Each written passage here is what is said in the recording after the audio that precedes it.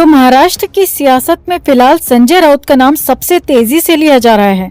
जब से राउत जेल से निकले हैं तब से लगातार किसी न किसी वजह से मीडिया की सुर्खियों में हैं और उस वक्त और भी ज्यादा लाइमलाइट में आ गए जब संजय राउत अपने भाई सुनील राउत के साथ मातोश्री पहुंचे, जहां संजय राउत के लिए अर्जेंट मीटिंग बुलाई गई थी। और ये मीटिंग उसी नोटिस के आने के बाद बुलाई गई जिसको लेकर कहा जा रहा है कि ये नोटिस राउत को फिर से जेल पहुंचाएगा। मीटिंग बेहद सीक्रेट तरीके से हुई। उद्धव ठाकरे के घर हुई इस मीटिंग में सिर्फ 5 लोगों को ही एंट्री दी गई और 4 घंटे चली इस सीक्रेट मीटिंग के बाद तो बदहवास से चेहरों ने काफी कुछ बयां कर दिया। तो आखिर क्यों यूं अचानक बुलाई गई ये मीटिंग? क्या उस नोटिस को लेकर उद्धव की शिवसेना फिर से मुसीबत में है?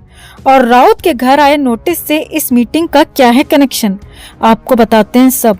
आप भी वीडियो को लाइक और शेयर कर अपना प्यार और सपोर्ट दिखाएं और कमेंट में से लेकर अपनी बात अपनी राय जरूर रखें। चैनल के साथ जुड़कर चैनल को सब्सक्राइब कर हमारी आवाज बने। तो महाराष्ट्र की राजनीति में संजय राउत की जमानत पर हुई रिहाई चर्चा का विषय बनी हुई है। लोग सवाल पूछ रहे हैं कि क्या शिवसेना के फायर ब्रांड नेता और आर्थर रोड जेल में 3 महीने का समय बिताने के बाद शांत पड़ चुके हैं, खामोश हो चुके हैं। पात्राचौल से संबंधित मामले में ईडी की जांच का सामना कर रहे राउत ने जेल से बाहर आने के बाद पिछले कुछ दिनों में अपनी आक्रामकता नहीं दिखाई। बीजेपी के शीर्ष नेतृत्व की कड़ी आलोचना से भी परहेज करते दिखे। इतना ही नहीं, उप मुख्यमंत्री देवेंद्र फडणवीस की तारीफ कर तो राउत ने सबको चौंका दिया। पीएम नरेंद्र मोदी और गृह मंत्री अमित शाह से मिलने की इच्छा जाहिर कर राउत ने सबको हैरान कर दिया। और सबसे बड़ी बात यह है कि राउत को जेल से बाहर आए लगभग 1 हफ्ता हो चुका है, मगर अभी तक राउत ने डेली मीडिया ब्रीफिंग की शुरुआत भी नहीं की है, जिसमें वो करीब करीब हर सुबह केंद्र और बीजेपी के खिलाफ आक्रामक रुख अपनाया करते थे। ऐसे में लोग सवाल पूछने लगे हैं कि क्या संजय राउत जेल जाने के बाद नरम पड़ गए हैं? तो हाँ, इस नरमी की वजह वही नोटिस है जो संजय राउत के घर पहुंच चुका है। तो महाराष्ट्र की राजनीति में पिछले 4-5 महीनों में जो हुआ वो सियासत का अलग ही अवतार था। सत्ता और पावर की जंग पूरे देश ने देखी। किसी ने सत्ता पाई तो किसी ने पावर खोई, मगर अब भी ये भूचाल थमने का नाम नहीं ले रहा। और इस भूचाल के बाद भी संजय राउत जेल में रहकर भी मीडिया की हेडलाइंस में रहे। और अब एक बार फिर से राउत के घर के बाहर मीडिया कर्मियों का जमावड़ा लगा हुआ है। दरअसल 2 दिन से राउत के घर के बाहर काफी तादाद में पत्रकार जुटे हुए हैं और इसकी वजह वो नोटिस है जिसका जिक्र हम 13 नवंबर की हमारी स्टोरी में कर चुके हैं।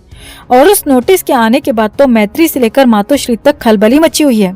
सूत्रों की माने तो 13 नवंबर को आए इस नोटिस के बाद संजय राउत के परिवार पर भी फिर से परेशानी आने की बात कही जा रही है। और सबसे बड़ी बात यह है कि इस नोटिस के आने के सिर्फ 4 घंटे बाद ही उद्धव ठाकरे के घर मातोश्री में एक सीक्रेट मीटिंग भी बुलाई गई। इस मीटिंग को बेहद अर्जेंट बेस पर बुलाया गया। मीडिया रिपोर्ट्स के मुताबिक इस मीटिंग में सिर्फ 5 लोगों को ही आने की परमिशन थी। तो जैसे ही मीटिंग को लेकर बुलावा आया तो संजय राउत अपने भाई सुनील राउत के साथ मातोश्री पहुंचे। और सबसे खास बात यह है कि संजय राउत जब मातोश्री के लिए अपनी गाड़ी से उतरे तो संजय राउत के हाथ में वही लिफाफा था जो कि 13 नवंबर को जांच एजेंसी की टीम राउत के घर पर देकर गई थी। राउत उस लिफाफे को लेकर ही मीटिंग के अंदर गए थे। मतलब साफ है कि उसी नोटिस के बाद यूं अर्जेंट और सीक्रेट तरीके से बुलाई गई ये मीटिंग।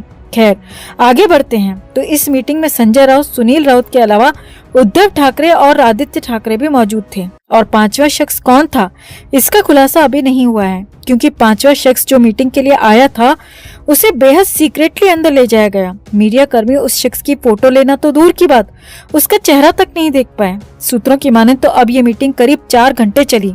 जी हाँ, मीटिंग पूरे 4 घंटे चली और इसके बाद संजय राउत और सुनील राउत मातोश्री से बाहर निकले, मगर दोनों के चेहरों पर उदासी और निराशा के भाव देखे गए। उस वक्त भी संजय राउत के हाथ में वो लिफाफा था और बेहद घबराए हुए थे। इस मीटिंग में क्या हुआ, क्या बातें हुई और वो 5वां शख्स कौन था, ये अभी तक पूरी तरह सीक्रेट है।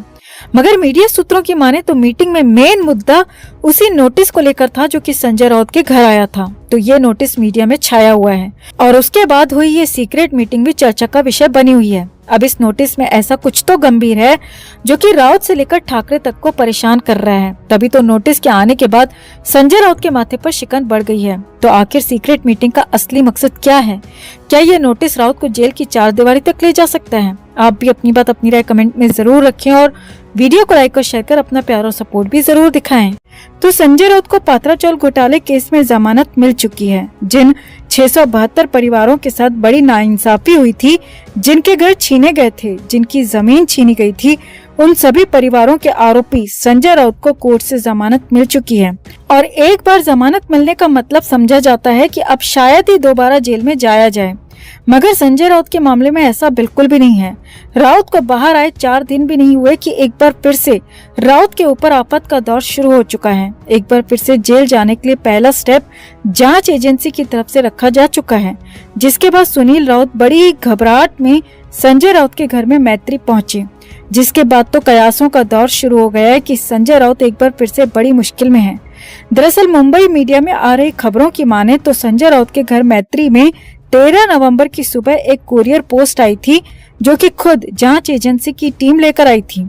खबरों की माने तो सरकारी नंबर की गाड़ी राउत के घर आकर रुकी थी और ये गाड़ी किसी जांच एजेंसी की बताई जा रही है। अब इस गाड़ी से 4 अधिकारी निकले थे और वो पहले तो मैत्री यानी कि राउत के घर के अंदर गए। इनमें से एक अधिकारी के हाथ में ऑरेंज कलर का लिफाफा था, जिस पर लाल रंग की सील लगी हुई थी।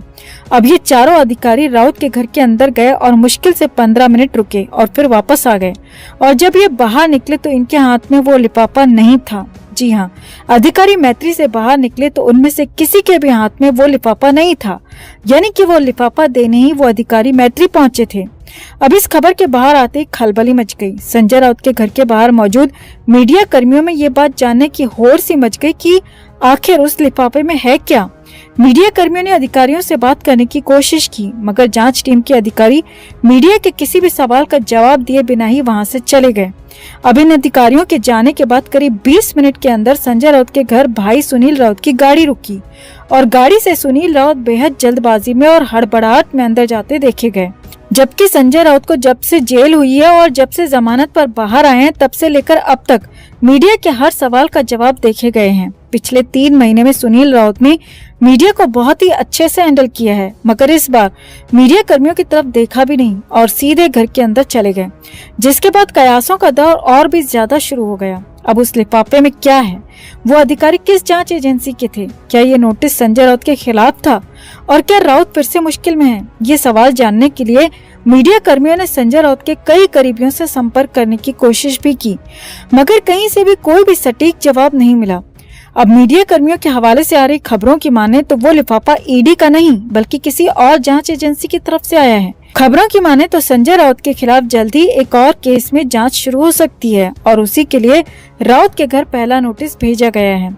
अब इस नोटिस में क्या है और किस जांच एजेंसी की तरफ से ये आया है, ये अभी तक क्लियर नहीं हो पाया, मगर इस नोटिस के आने के बाद राउत परिवार के चेहरे की हवाइयां उड़ी हुई हैं, जिससे साफ अंदाजा लगाया जा रहा है कि राउत और उनके परिवार पर एक बार फिर से मुश्किलें आ सकती हैं। खबरों की माने तो कोई हैरानी नहीं होगी कि राउत एक बार फिर से जेल के अंदर बंद किए जा सकते हैं।